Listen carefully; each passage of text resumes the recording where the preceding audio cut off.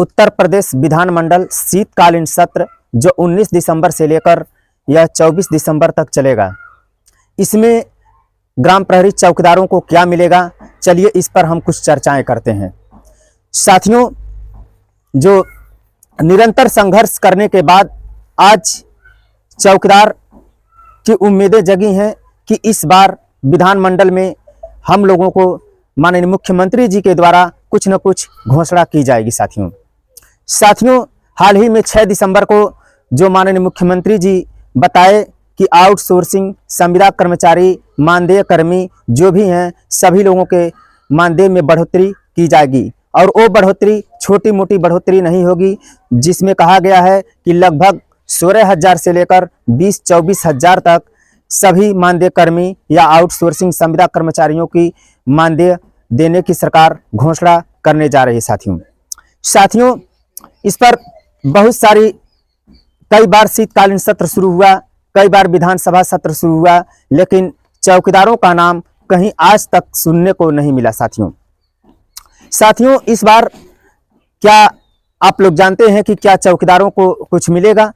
तो साथियों, इसी पर चर्चा हो रही है। साथियों, इस बार हमारे ग्राम प्रहरी चौकीदार भाई जो माननीय मुख्यमंत्री जी सभी कर्मचारियों को लेकर बात कहे हैं, हालांकि उन्होंने सिर्फ ग्राम प्रहरी का नाम, चौकीदार का नाम तो नहीं लिया, लेकिन मानदेय कर्मी या जो भी संविदा आउटसोर्सिंग है इसमें सभी लोग आ जाते हैं।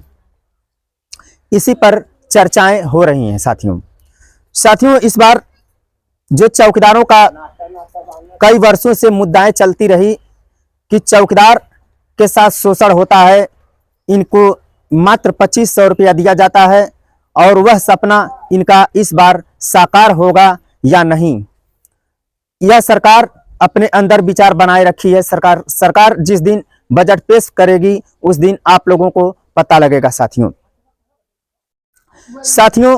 इस पर यह भी चर्चाएं हैं कि हो सकता है कि इस बार ग्राम प्रहरी चौकीदारों को मानदेय के साथ साथ इनका जो वर्दी की डिमांड, कई जिलों में ग्राम प्रहरी चौकीदार वर्दी पहनकर अपना ड्यूटी को निर्वहन करते हैं और पुलिस के साथ कंधा से कंधा मिलाकर चलने का कार्य करते हैं। साथियों, मैं देख रहा हूं कि ऐसे कुछ जिले हैं जहां पर एसपी महोदय के द्वारा, एसओ महोदय के द्वारा ग्राम चौकीदारों को नियमित 2 घंटे ड्यूटी, रात्रि गश्त, इस शीतकालीन में जो यह मुहिम छिड़ी हुई है यह बहुत ही सराहनीय है, जिससे प्रतीत होता है यदि चौकीदार लाल गमछा लगाकर इस कार्य में भागीदारी लेता है तो उसकी महत्वता नहीं मिलती है। इसलिए हमें और हमारे चौकीदारों की ये मनसा है कि इस विधानसभा सत्र में अगर चौकीदारों की वर्दी भी लागू कर दी जाती तो बहुत ही अति सुंदर होता। साथियों, वेतन के साथ साथ यदि चौकीदारों को पुलिस के समान वर्दी मिलता है, होमगार्ड के समान वर्दी मिलता है, तो हमारे चौकीदार अपने आप को अपेक्षित महसूस नहीं करेंगे। साथियों, इसलिए इस विधानसभा सत्र जो शुरू होने वाला है इस पर सभी कर्मचारियों को, जो भी कर्मचारी हैं, चाहे आंगनबाड़ी, आशा, रसोईया, सभी लोगों की निगाहें टिकी हुई हैं। साथियों, इसी तरह से हमारे ग्राम प्रहरी चौकीदारों की भी निगाहें इस पर टिकी हुई हैं कि माननीय मुख्यमंत्री जी ने जो घोषणा किया है, क्या इस बार यह सरकार की जो घोषणा है क्या इनको यह योजना का लाभ मिलेगा? साथियों, सरकार योजना का लाभ सभी वर्गों के लिए जो सरकार लागू करती है, सभी वर्गों के लिए कुछ न कुछ जरूर किसी न किसी तरह से मिलता है।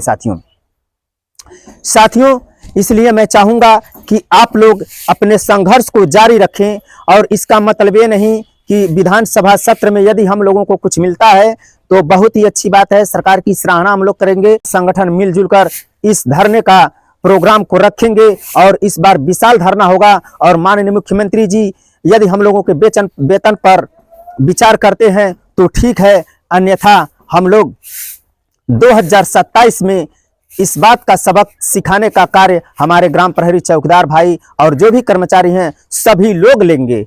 इन्हीं सभी बातों के साथ मैं अपने वाणी को विराम देता हूँ। जय हिंद।